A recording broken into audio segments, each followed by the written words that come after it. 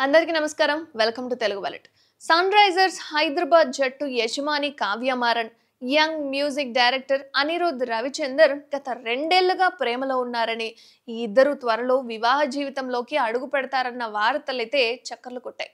అలాగే ఇద్దరు కొన్ని సంవత్సరాలుగా డేటింగ్ చేస్తున్నారన్న వార్త కూడా వైరల్ అయింది.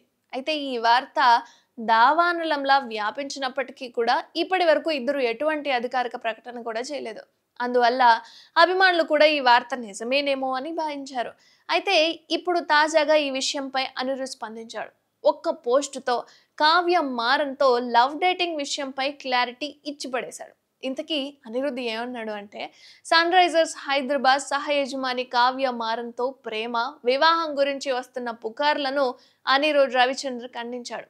తన అభిమానులు ప్రశాంతంగా ఉండమని విజ్ఞప్తి చేస్తూ అనిరుద్ తన అధికారిక ఎక్స్ హ్యాండిల్లో వివాహం ఆహా ప్రశాంతంగా ఉండండి, దయచేసి పుకార్లు వ్యాప్తి చేయడం ఆపండి అని పోస్ట్ చేశాడు. ఈ ట్వీట్లో కావ్య మారన్‌తో తన సంబంధం గురించి వస్తున్న అన్ని ఊహాగానాలను అనిరుద్ ఫుల్ స్టాప్ పెట్టేశాడు. అయితే డేటింగ్ పుకార్లకు ఆయన ఎటువంటి స్పందన ఇవ్వలేదు.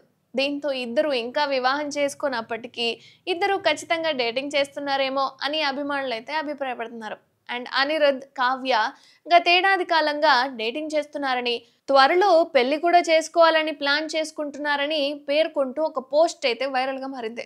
ఒక ప్రైవేట్ విందులో ఇద్దరూ కలిసి గడపడం చూశామని కూడా కొంతమంది అంటున్నారు.